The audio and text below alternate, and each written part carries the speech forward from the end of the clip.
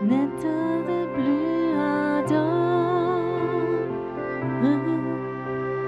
viens, n'état de plus dans ton cœur, viens, tel que tu es ardent, viens. Je vais faire court aujourd'hui parce que Dieu n'a pas besoin de beaucoup de temps. Dieu n'a pas besoin de beaucoup de temps pour te dire quelque chose. Il n'a jamais parlé 1 heure sans s'arrêter pendant 1 heure. Une phrase suffit, une phrase. Quand un homme, toi sœur, te dit une phrase, une fois je t'aime, est-ce que ça suffit? Viens, soyez donc un peu humain.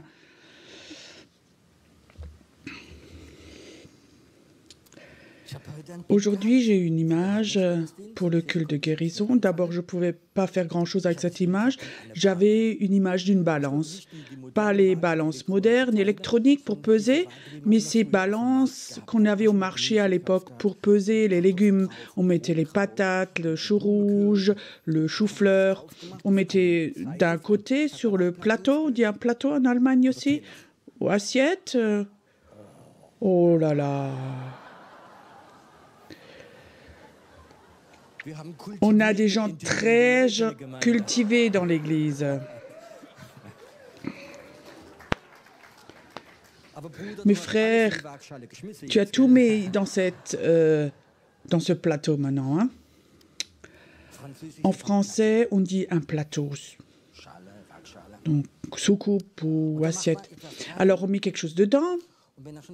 Et si vous étiez déjà au marché, ceux qui font ça très souvent, ils sont tellement rapides que les balances électriques, quand ils mettent les poids dessus, vous avez déjà regardé, tac, tac, tac, tac, et tout d'un coup, 3,20 kg. Comment eux, ils font ça tout le temps, très vite, et ils mettent les poids dessus. Et cet après-midi, j'aimerais faire cela avec vous. C'est juste? C'est OK avec vous? Maintenant, on va prendre la balance, et tu sais, d'un côté, on va mettre ce qui est le plus lourd. Maintenant, d'un côté, on va mettre des choses dedans dont on veut se débarrasser. C'est la maladie. Maintenant, tout ce qui empêche la maladie, on va tout mettre sur un plateau. Et mon travail cet après-midi, c'est de mettre les poids de l'autre côté, jusqu'à ce que la maladie monte au Seigneur et ouf, s'en va. Peut-être que certains d'entre vous ici, maintenant, qui ont sur le cœur de guérir les malades, est-ce qu'il y en a? Et tu sais, je crois que cet après-midi, tu peux apprendre quelque chose, parce que moi aussi, j'ai appris. Et j'aimerais vous le transmettre. Qu'est-ce qu'il y a dans ce plateau? Là, on peut mettre toutes nos maladies, chacun d'entre nous. Peu importe ce que tu as, si c'est la leucémie, une tumeur, le cancer, la sclérose en plaques, si tu as des rhumatismes, on met tout dedans. Toi, personnellement, tu peux mettre ta maladie sur ce plateau, dans cette balance. Si tu veux, absolument, tu peux la ramener à la maison, mais je dis, laisse-la dessus, c'est mieux sur le plateau. Qu'est-ce qu'il y a sur cette balance qui la tire vers le bas? Parfois, c'est la peur. Vous connaissez ça? Tu as une maladie, tu as un diagnostic, et c'est des moments terribles quand le médecin, il a un regard sérieux, il dit, on a eu les résultats des examens, et effectivement, il y a une tumeur quelque part, il y a le cancer qui est là, vous avez du rhumatisme, et c'est des maladies inguérissables, et alors il te donne un diagnostic, et ces maladies sont dures à porter. Et quand les médecins sortent de chez le médecin, ils ont eu ces diagnostics de cancer ou des choses. Mais moi, j'ai vécu moi-même, quand tu rentres chez toi et tu as eu ce diagnostic de cancer, c'est très difficile. Et surtout, si le médecin dit c'est des choses qui ne sont pas guérissables. Et alors, les peurs sont là en toi. Tu as ce diagnostic de ce qui va venir. Est-ce qu'on veut aussi mettre nos peurs sur ce plateau? On met tous dans ce plateau de la balance. Et il y a autre chose encore. C'est manque de foi. Ce manque de foi, c'est l'inverse de la foi. Je sais, les chrétiens, quand l'atmosphère est bonne, quand l'onction est là, il y a une super louange, waouh, on a une super foi. Tu sais, c'est comme les enfants à qui on gonfle un ballon comme ça, 1 heure dans la louange, c'est et alors tu rentres chez toi à la maison et quelqu'un vient avec une petite aiguille et pique. Et tu penses, oui, tu as tellement de foi. Vous connaissez ça? Oh, ta foi est tellement vite redescendue. Et ça, c'est le manque de foi. C'est quand ceux qui mettent ces aiguilles. D'où vient ce manque de foi? Vous connaissez ça aussi? Quelqu'un déjà, en tant qu'enfant, quelqu'un t'a promis quelque chose. Tu étais tellement sûr que c'était honnête de cette personne et il n'a jamais réalisé. Peut-être tes propres parents. Moi, j'ai été éduquée dans une famille très religieuse et aujourd'hui, je me rappelle encore, j'étais au jardin d'enfants et il y avait une fille avec des cheveux longs, très gentille, je l'admirais. Et alors, elle me dit, tu as une belle voiture, si tu me donnes cette voiture, moi, je t'en amène 2 autres cet après-midi. Elle était très futée, cette jeune fille. Et moi, j'étais un peu naïf et je lui donne ma voiture. J'étais sûre que je reviens de l'école et j'en avais 2. Elle ne m'a rien donné, elle ne m'a même plus regardé et mon pauvre petit cœur. Je la trouvais tellement belle. Et depuis ce jour, je suis un peu sceptique par rapport aux femmes. Pas peur, j'ai marié, j'ai eu des filles aussi, tout va bien. Mais je me rappelle encore comment c'était. Comment est-ce qu'elle peut me mentir? J'avais fait tellement confiance. Et ça, c'est des choses qui sont dans nos os. Moi, ça fait il y a plus de 60 ans. On voit pas que je suis si vieux, mais bon. Alors, dans notre vie, nous avons des déceptions. Nous avons aussi des déceptions, notre foi imprégnée de nos déceptions. On avait dans l'église aussi, c'était une dame très, très intelligente et son mari aussi, c'était des gens très intellectuels. Ils étaient à l'étranger, quelqu'un vient les visiter, il est chrétien, il a entendu parler d'eux, il a demandé s'il peut passer la nuit chez eux, ils ont prié ensemble. Et celui-là leur a dit, il a eu un don de Dieu, il avait une belle boîte, quand là on met de l'argent dedans, on prie et le jour d'après, ça s'est multiplié. Ces 2 personnes croyaient ce qu'il avait dit, ils ont mis l'argent, tout ce qu'ils avaient, ils ont prié, ils sont allés au lit avec cette foi que quand on se réveille, ça s'est doublé. Le matin, ils se sont réveillés, la boîte, l'argent et l'homme étaient partis. Est-ce que vous croyez que ce genre de choses est une déception? Ils ont tellement cru. Je connais bien ces gens. Ils ont tellement cru. Et après cette déception. Et alors tu as une promesse, une prophétie, juste ou pas, et tu t'es trompé et tu es déçu et tu as cette déception en toi, dans tes os. Et maintenant tu viens en culte de guérison. Peut-être Dieu, tu peux me guérir, mais il y a aussi ces déceptions. Et tu t'es déjà préparé que ces déceptions ont une piste d'atterrissage chez toi pour que ce soit pas tellement difficile à supporter. Oui, une de plus ou de moins, c'est pas tellement important. Est-ce qu'on peut lui donner nos déceptions? Est-ce qu'on peut dire, il y a le plateau qui est là, et je mets mes peurs, ma maladie, et maintenant je mets aussi ma déception dedans. Je veux avoir un cœur où il n'y a pas de place pour la déception. Ok, on met nos déceptions là-dedans, c'est très important. Et après, il y a encore quelque chose, une parole que vous connaissez tous. J'appelle ça l'accusation. Toi, tu es fautif toi-même. Ton foie est abîmé parce que tu as tout trop glouc, tu as pris trop de médicaments, ton cancer est là parce que tu as trop fumé. Humainement, c'est juste, tu es fautif toi-même.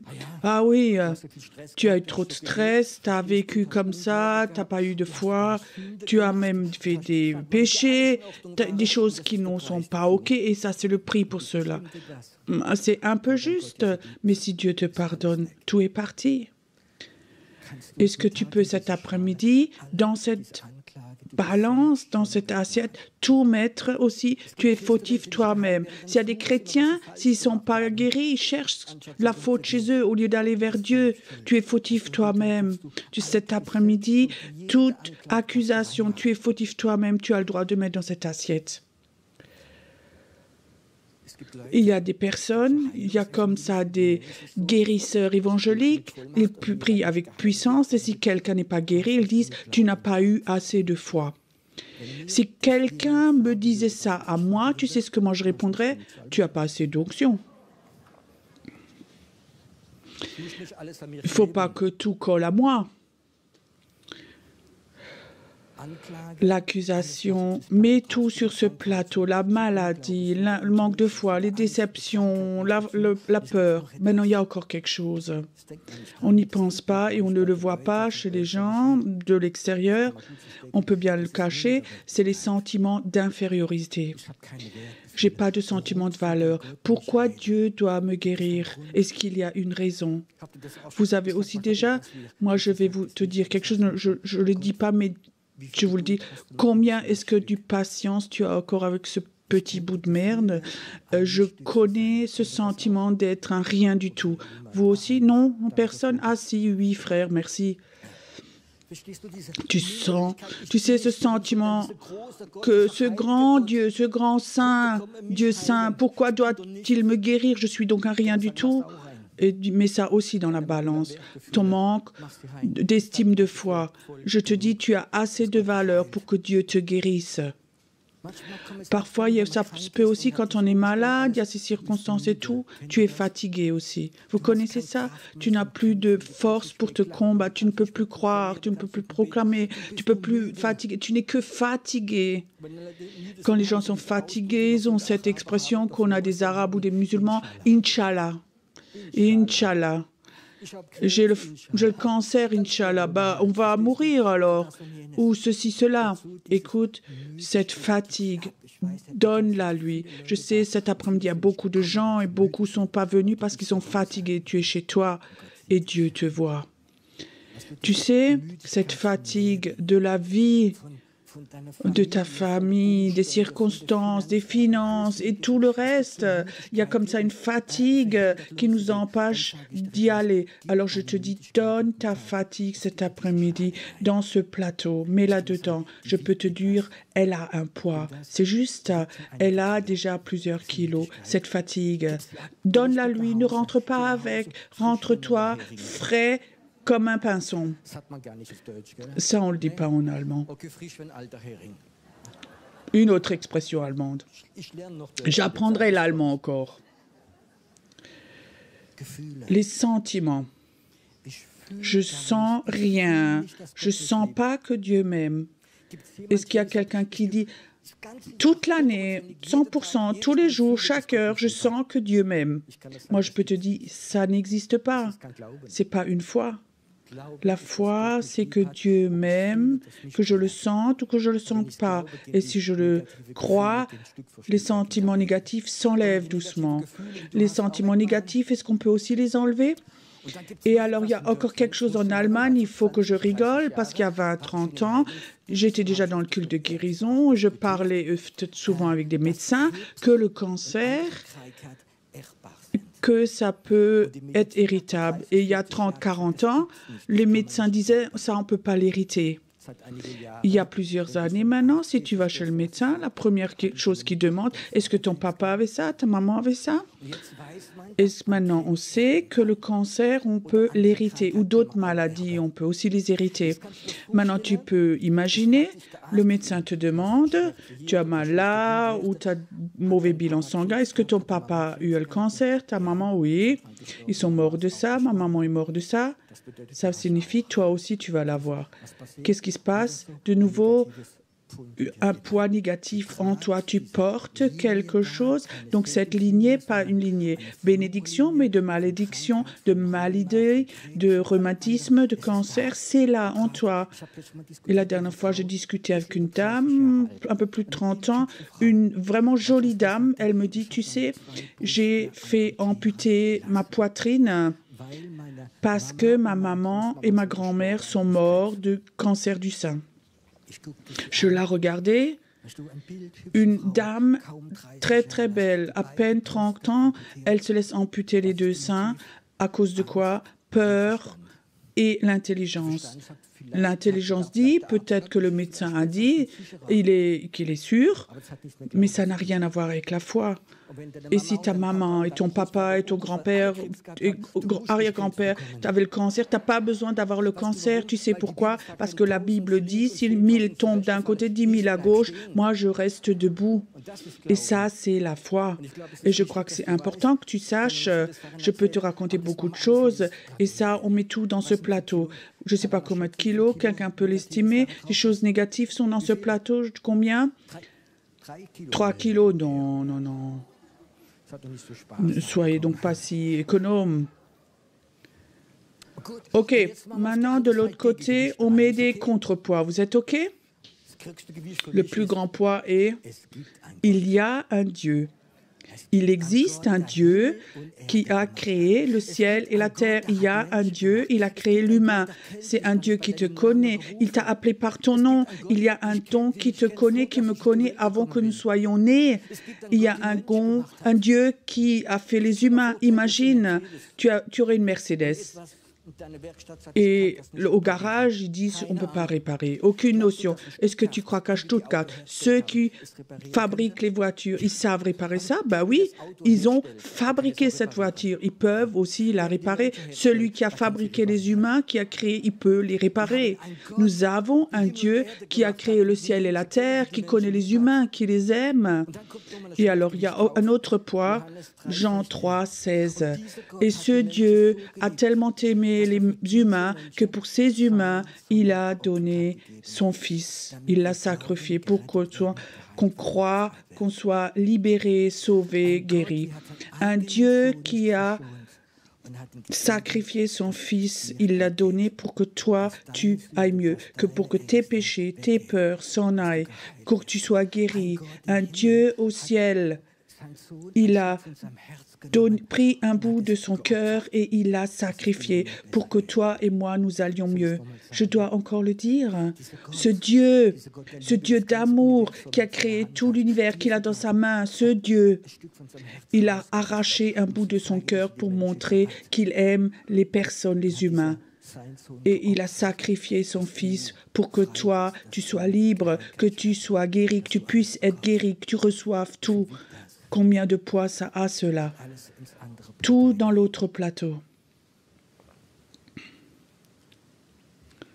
Et alors je commence avec un verset biblique. Il est écrit 2 fois dans la Bible, même 3 fois. Jésus, lui, guérissait quelques-uns, ou tous. Tous, dites voir tous. Tous. Il guérissait tous. Il n'a pas dit, toi, tu as encore des péchés. J'ai une fois entendu une prédication d'un grand prédicateur d'Afrique, de guérisseur. Il a fait une tournée en Europe, un homme très puissant. Et tu sais, j'ai écouté, celui-là, je ne l'inviterai jamais. Tu sais pourquoi? Il était dans une grande conférence, dans une église. Il a fait un appel qui est malade. Il a fait une interview. La première chose qu'il a demandé, est-ce que vous êtes croyant? Vous êtes né de nouveau? Il dit oui, la personne qui avait le cancer. Vous êtes membre d'une église? Oui. Est-ce que vous donnez votre 10e? Wow. Est-ce que ça, c'est l'être de Jésus, ça? Jésus les aurait guéris tous les 3 sans demander. Lui, il guérissait tous. Tu sais quelle est la différence entre Dieu et moi? Moi, je ne les aurais pas tous guéris.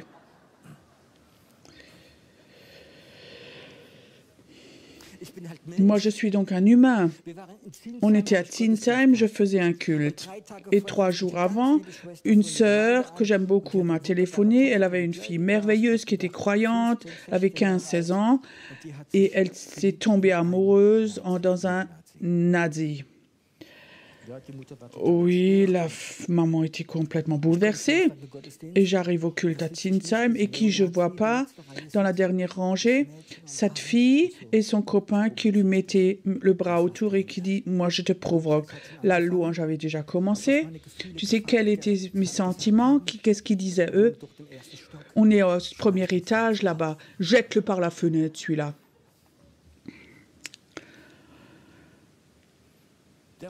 On faisait la louange et quelque part, à la fin de la louange, Dieu me donnait une parole. Il y a quelqu'un qui est là. Tu as une blessure ou non, tu as une hernie au testicule. 4 jours après, la maman de cette fille m'appelle. Tu sais qui a été guéri? Le nazi.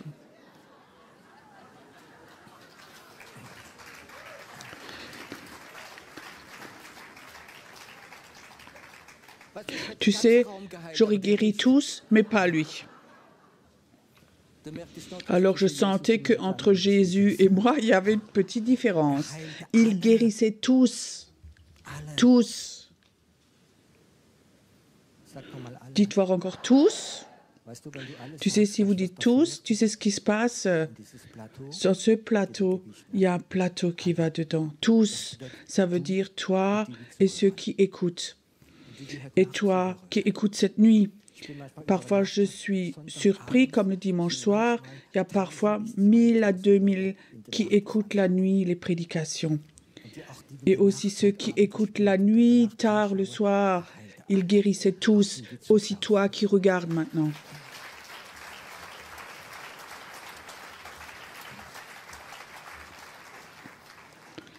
Jésus guérissait.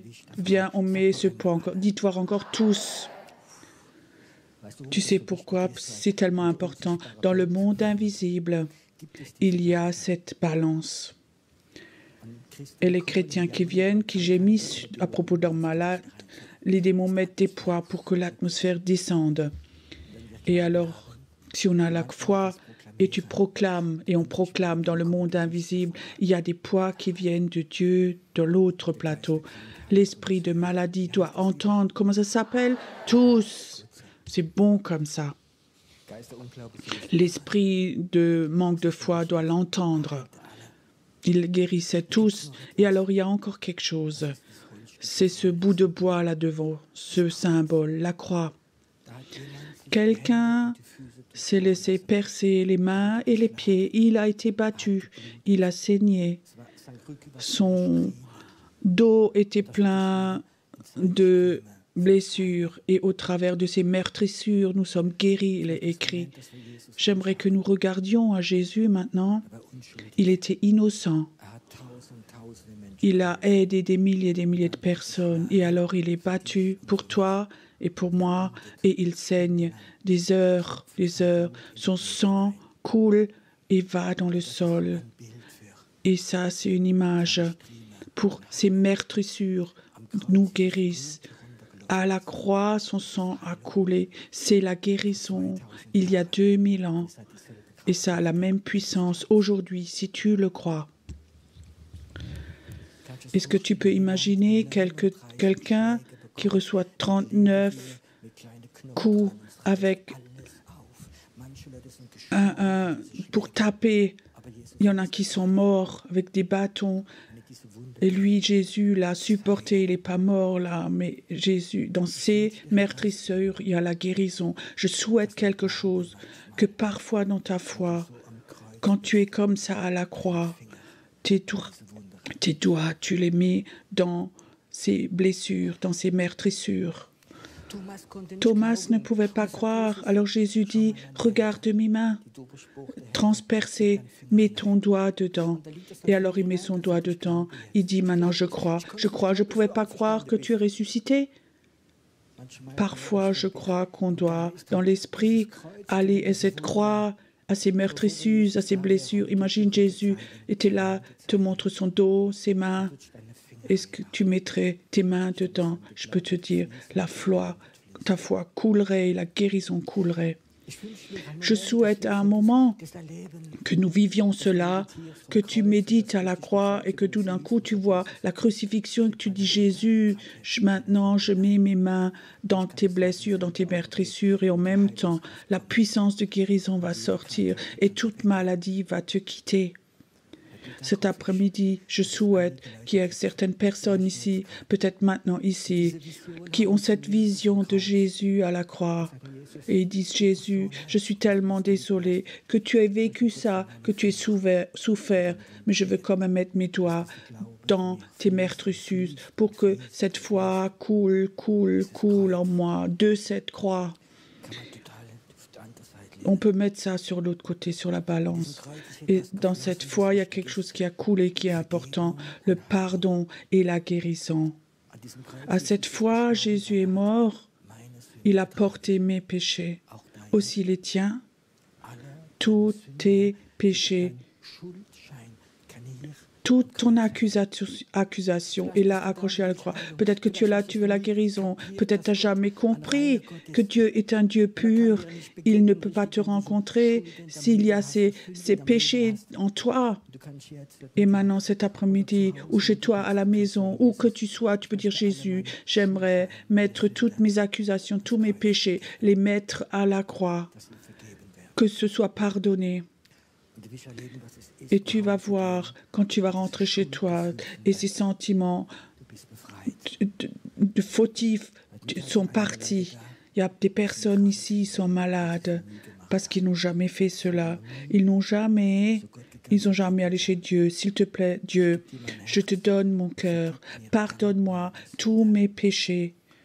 Et ils n'ont peut-être pas dans l'esprit entendu, tes péchés te sont pardonnés. Si tu entends ces mots, tes péchés te sont pardonnés, dans l'esprit, il y a quelque chose qui se passe et en toi aussi. Et j'ai vu beaucoup de personnes à ce moment où tu dis tes péchés te sont pardonnés, qui ont été tout de suite guéris. Parce que parfois, ces choses sont ensemble, vont ensemble. Il y a encore quelque chose. Et ça, c'est le témoignage. Vous savez que le témoignage a un poids, que c'est un poids spirituel. C'est mieux que toute prédication. J'aime quand les personnes racontent des témoignages pour donner toute gloire à Dieu, pas à soi-même, mais quand les personnes viennent et disent j'ai eu ça et Dieu m'a touché, j'ai été guéri, c'est plus là, c'est enlevé. C'est 3 ans déjà et c'est toujours encore parti. Et il donne à Jésus toute la gloire. Et toute personne qui donne témoignage qu'ils ont expérimenté, Dieu met un poids dans le mot, un visage, sur ce plateau de la guérison. Au mur de lamentation, c'est l'inverse qui se passe. Les poids vont de l'autre côté. J'aimerais juste demander qu'il y a des poids qui vont dessus. Qui d'entre vous qui est là? La caméra va le montrer.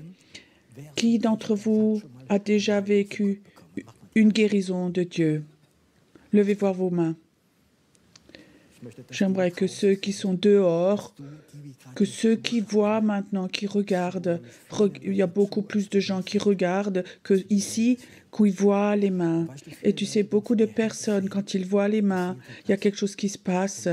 Si celui-là est guéri, moi aussi je peux être guéri. Parce que la puissance de guérison, cette puissance du témoignage est tellement forte. Et que je veux te dire, si toi tu as reçu de Dieu la guérison, vous pouvez vous baisser aux mains. Si tu as reçu la guérison de Dieu, raconte-le. Ne donne pas la gloire à l'ennemi, mais raconte-le. Où que tu puisses aller, raconte-le. Je connaissais un homme assez âgé. Je l'avais rencontré quelque part chez Düsseldorf. Il avait maladie du sang, leucémie, une manière qu'on ne connaît pas. Il vivait de transfusion en transfusion. Et quelque part, j'avais une parole pour lui. Dieu veut le guérir. Et Dieu avait peut-être encore vécu 7-8 ans. Il était complètement libéré du cancer. Mais c'était une personne toute simple. Mais toute la journée où il a raconté le miracle. Ou quand il était chez le coiffeur, ou chez le médecin, chez le bus, partout, il s'est assis. Il dit, écoute, j'avais le cancer et Dieu m'a guéri. Rien d'autre. Et les gens l'ont regardé. D'abord, ça fait un peu mais ils l'ont regardé et ils ont vu, il y a quelque chose qui sort de lui. Un poids. Tu comprends? Un poids dans le monde invisible. Est-ce que tu voudrais, toi, dans le monde invisible, mettre des poids dans le plateau de Dieu? Ça, tu peux le faire. Quand tu donnes témoignage. Et alors, il faut que tu saches aussi ce qui est très important, sa parole. Dans cette Bible, il est écrit, ça c'est la raison pourquoi je suis là, où Jésus dit à ses disciples, allez dans le monde entier, propagez la bonne nouvelle et guérissez les malades. Jésus dit, ceux qui ont la foi doivent transmettre la bonne nouvelle et doivent guérir des malades. Jésus dit pas, priez pour les malades. Il est écrit que Jésus dit, priez pour les malades. Il dit, guérissez les malades. Et comment on guérit les malades? Dans ce que, c'est le principe, j'aimerais te le dire encore, dans ce que tu mets tes poids. Encore un argument, encore un témoignage, encore un verset biblique, encore une prière. Et tout d'un coup, tu sens comme ce plateau devient de plus en plus lourd. Et alors, il y a quelque chose qui se passe. Sans que tu te préoccupes de la maladie, ce plateau monte. Il va où? Ça se détache de la terre, ça se détache de toi et ça s'en va. Si toi, cet après-midi, ta maladie, tes besoins, tu l'as mis dans ce plateau, alors il y a un moment où tu sens, waouh, dans ta foi, ça c'est plus difficile, c'est plus lourd que ça de l'autre côté. C'est juste, amen. Et alors il y a quelque chose qui se passe et tout d'un coup tu remarques, ah oui, c'est rien, c'est que la maladie, c'est que ça devient de plus en plus léger. Et là, en haut, quand c'est en haut, c'est Dieu le prend. Et toi, tu as quelque chose en toi. J'aimerais dire encore une parole pour toutes les personnes qui ont à cœur de guérir les malades. Commence, quand quelqu'un vient, est malade, tu as à cœur de le guérir, alors commence à mettre des poids dedans, dans ce plateau. Tu n'as pas besoin de le convertir, ou tu ne dois pas, si quelqu'un veut absolument convertir quelqu'un, mais donc simplement quelques poids sur ce plateau. Oh, écoute, je connais des gens qui ont été guéris, Dieu m'aime tellement, j'ai eu une rencontre avec lui, Dieu est bon avec toutes les personnes, tu sais, il y a un Dieu et il vit.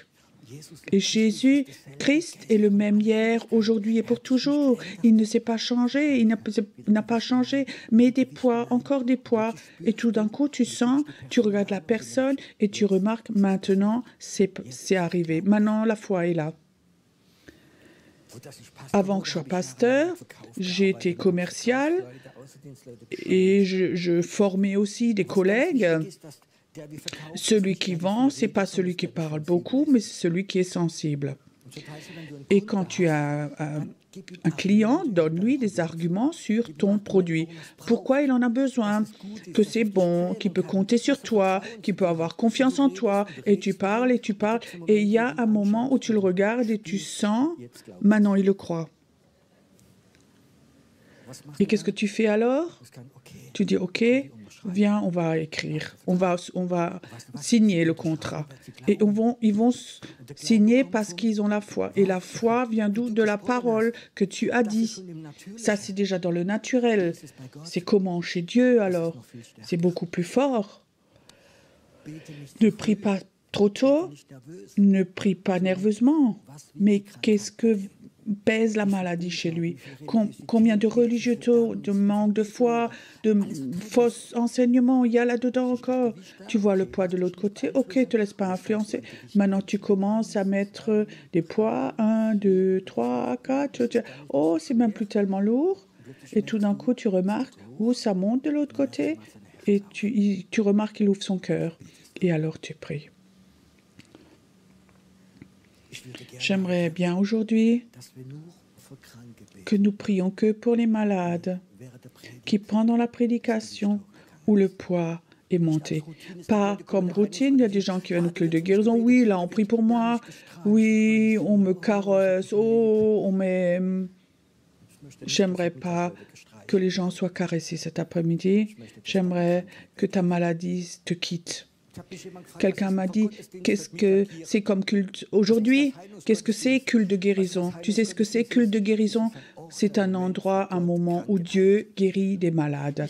Moi, je ne peux pas guérir les malades. C'est un moment où Dieu est là et guérit des malades. Et ça se passe souvent quand ce plateau monte, quand les poids, la parole de Dieu devient plus lourde. Alléluia. Peut-être que j'ai pas tout réussi, mais je sentais dans la prédication peut-être la moitié. Ils sont déjà montés. J'ai peut-être exagéré, j'ai peut-être mis trop de poids de l'autre côté, c'est pas faux.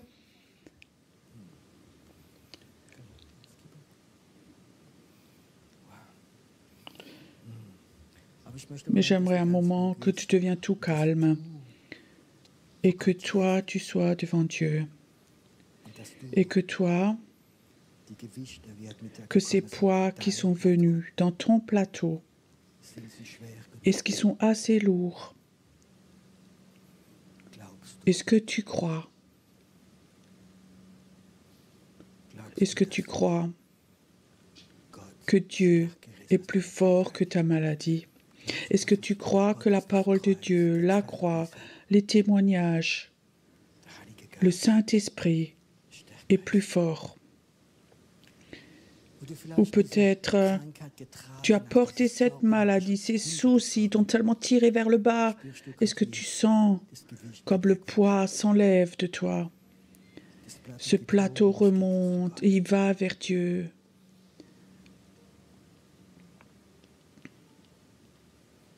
J'aimerais un moment que l'équipe de prière vienne devant et que vous, dans la salle, vous restez dans la présence de Dieu.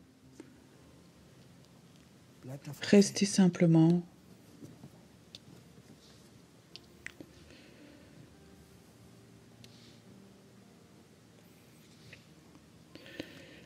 Et j'aimerais cet après-midi que ceux qui sont dans la salle, et tu as senti, waouh, les poids de la foi sont venus. Et maintenant, je peux croire que Dieu a la capacité, que maintenant, j'apporte toutes mes faiblesses, mes maladies, mes misères.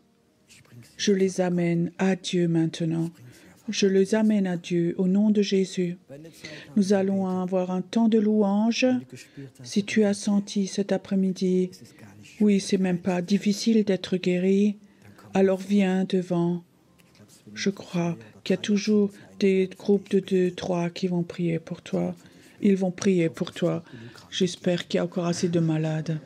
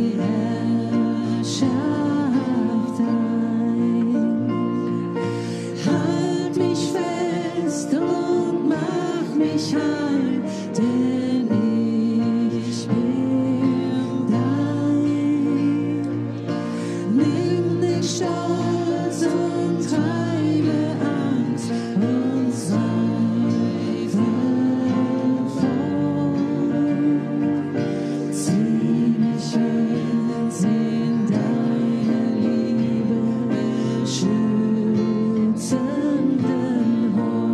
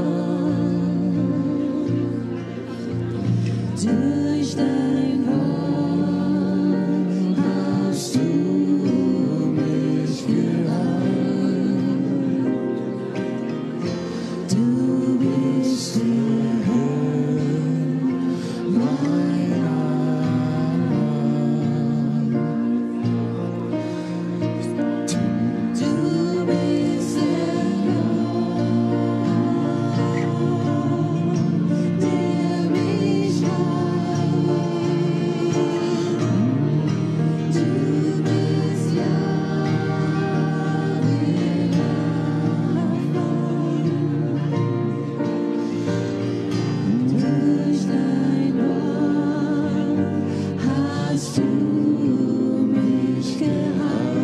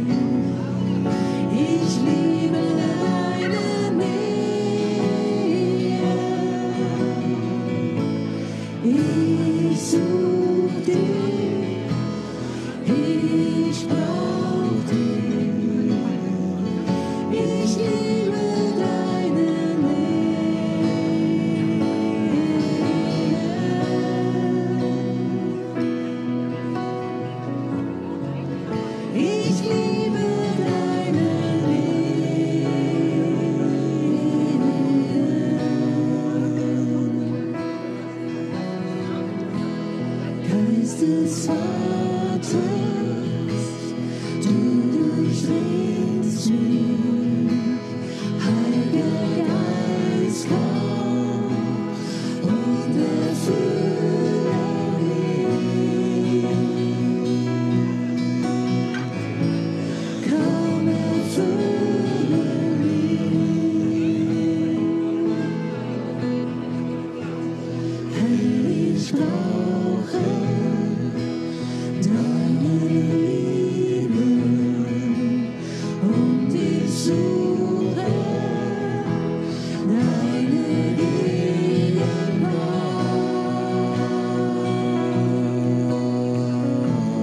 Komm, erfülle mich.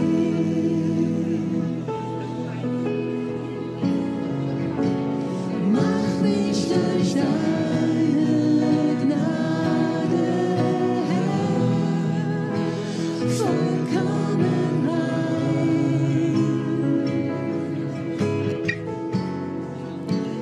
Lass deine Liebe wieder neu in mir sein.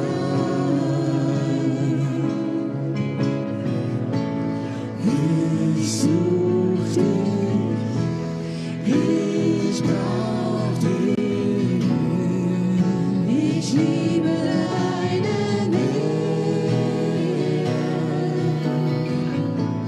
Ich such dich, ich brauch dich, ich liebe deine Nähe.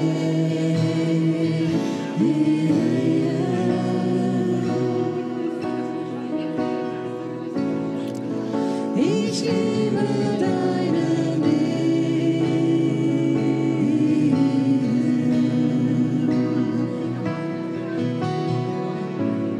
Ich such dich, ich brauch dich, ich liebe deine Nähe.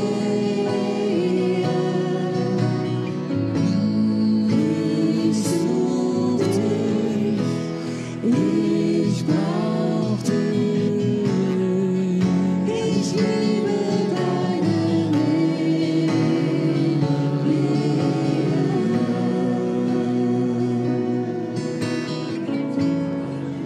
Ich liebe deine Nähe.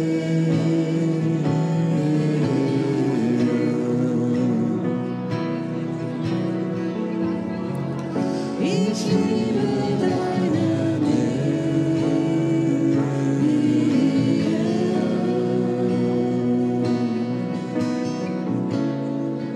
Ich liebe deine Nähe.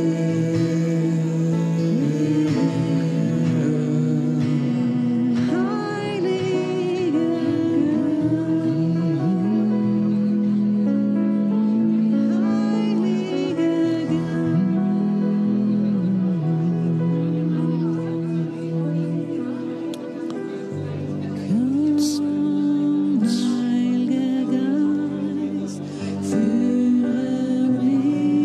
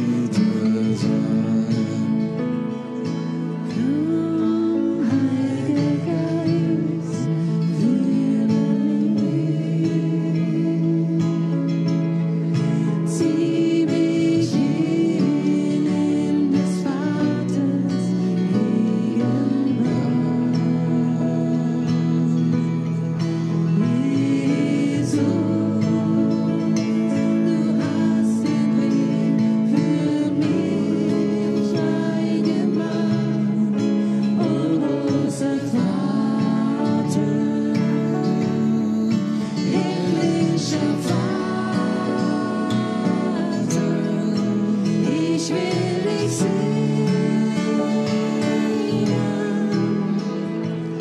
wie du wirklich bist, in aller deiner Herrlichkeit.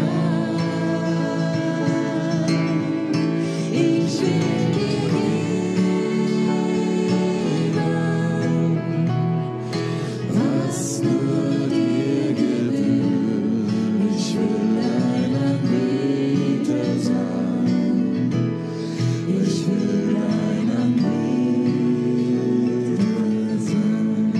Ich will dich sehen,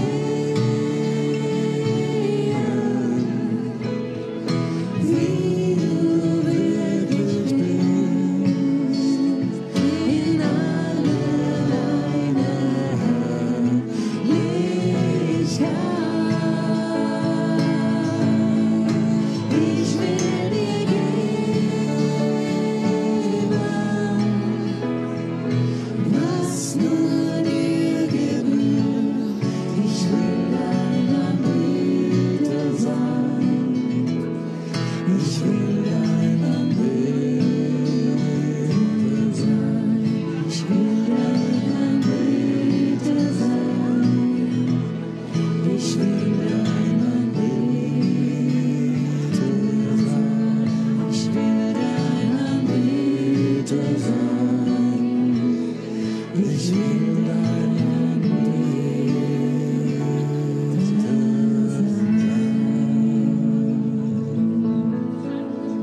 in der Gegenwart seiner Herrlichkeit. Gott ist so mächtig, Friede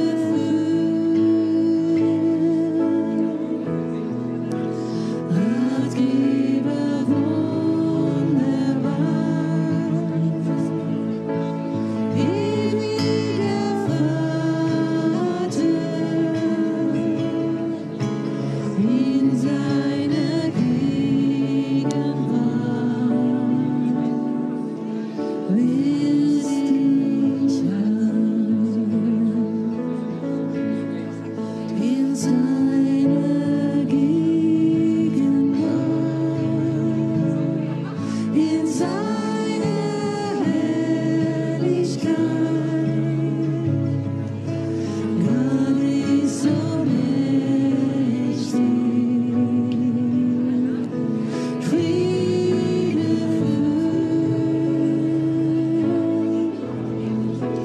Ratgeber wunderbar, ewiger Vater, in seiner Gegenwart will ich in seiner Gegenwart werd ich sein, in seiner Gegenwart, in seiner Herrlichkeit.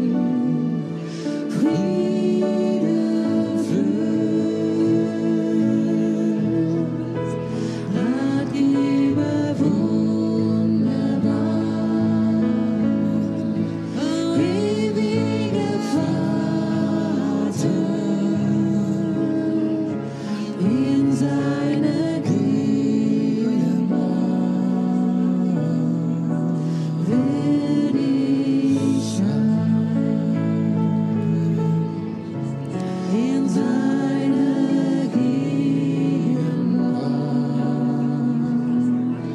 will ich in seiner Gegenwart, in seiner Herrlichkeit. Gott ist so mächtig, Friede führt, Ratgeber wunderbar, ewiger Vater, in seiner Gegenwart werd ich heim. In seiner Gegenwart werd ich heim. In seiner Gegenwart werd ich heim. In seiner Gegenwart werd ich heim. In seiner Gegenwart werd ich heim. Bist du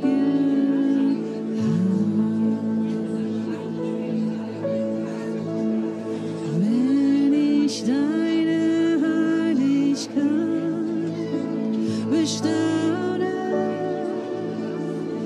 deine Schönheit klar vor Augen sehe, dann verblasst, was ich mich sehe in deinem Blick.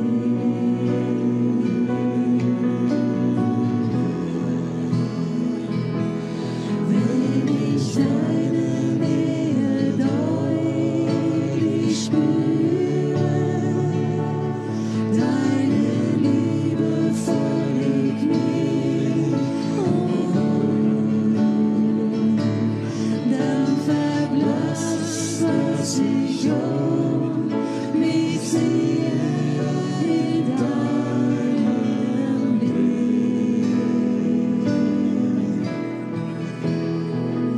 Ich bitte dich an,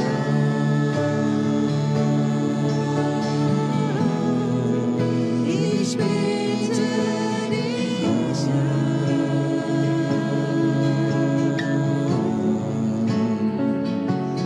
dich allein anzubeten,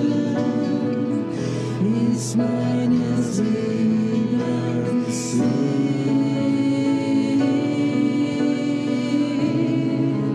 Ich bitte dich an,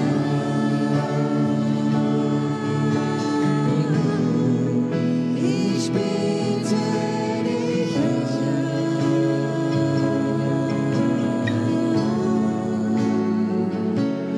dich allein anzubeten, ist meines Lebens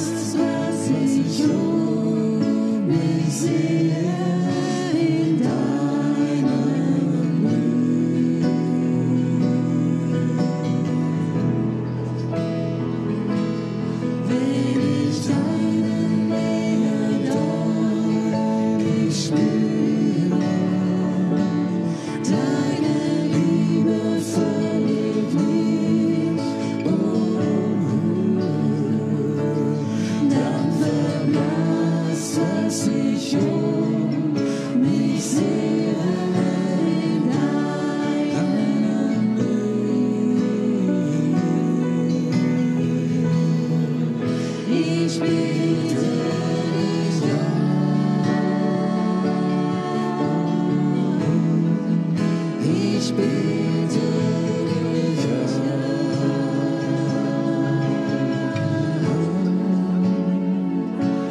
Dich allein anzubeten,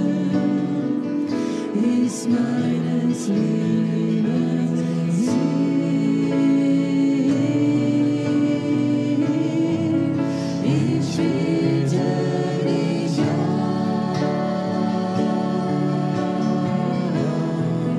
Ich bitte dich an.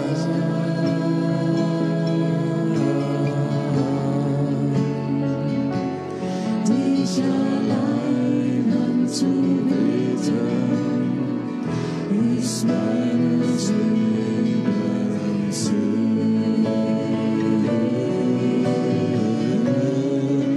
Ich bitte dich an.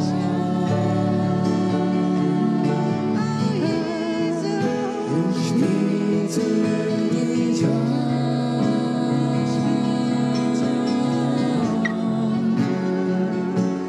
Dich allein anzubeten, ist meines Lebens Ziel.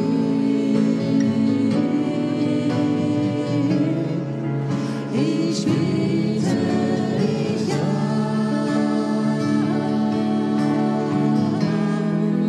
Ich bitte dich an.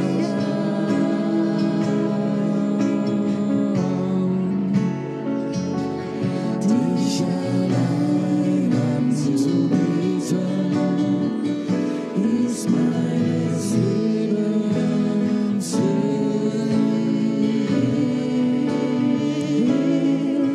Ich bitte dich an.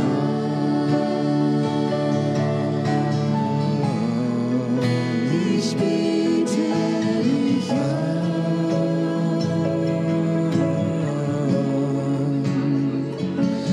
Dich allein anzubeten, ist meines Lebens Ziel.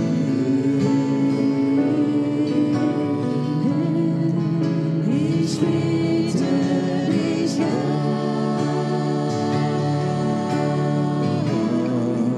Ich bitte dich an.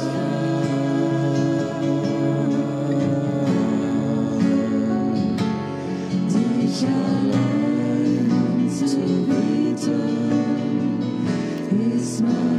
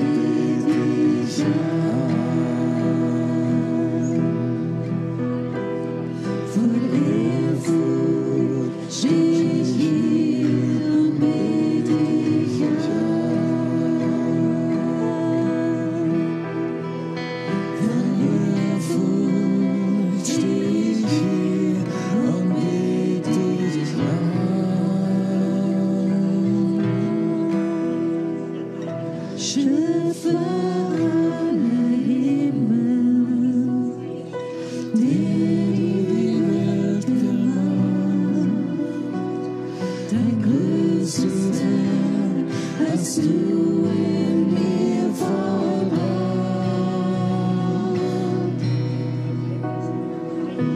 Engel wollen singen von dem, was du mir gabst. Liebe, die niemals ein Ende hat. In dir, erfüllt sich dein Gebet. Die Worte, die mein Herz nur so sagen kann.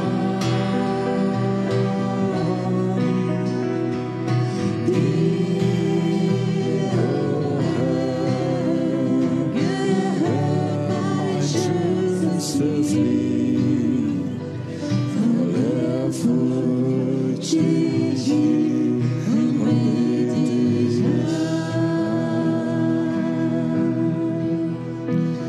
Voller Furcht steh ich hier und bete dich an.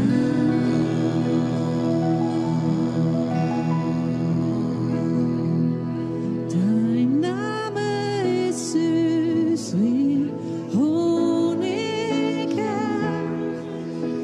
erfrischend wie Wasser ist dein Geist. Dein Wort ist ein Licht auf meinem Weg. Jesus, ich liebe dich, ich liebe dich. Dein Name ist süß wie Honig, erfrischend wie Wasser ist dein Geist. Dein Wort ist ein Licht auf meinem Weg. Jesus, ich liebe dich, ich liebe dich. Jesus, ich liebe dich, ich liebe dich.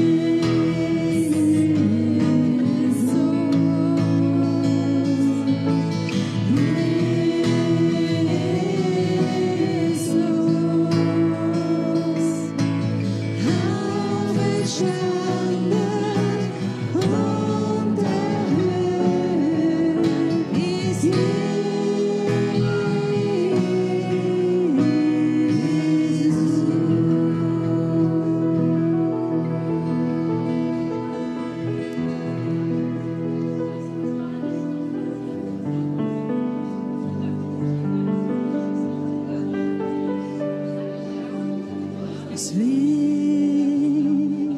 ein Wind vom Himmel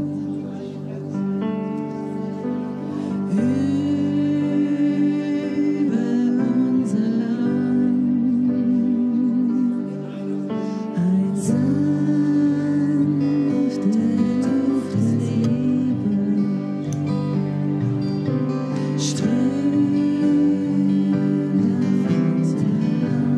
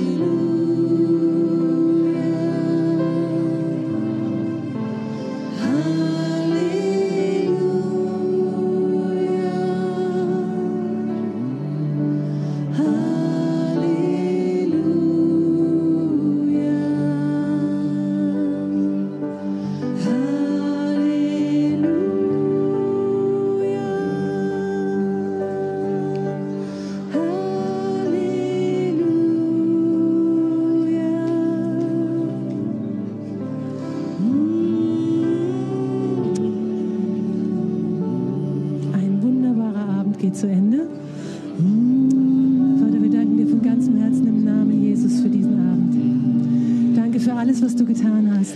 Danke für alles, was du gewirkt hast. Danke, Heiliger Geist, dass du da warst, dass du da bist und dass du mit jedem Einzelnen nach Hause gehst. Danke, danke, Jesus, für deine Gegenwart, für deine Liebe, für deine wunderbare Gnade, die du uns erweist. Ich preise dich, ich lobe dich und ich danke dir von ganzem Herzen. Danke für diesen Abend. Kommt alle gut nach Hause. Der Herr segne euch mächtig.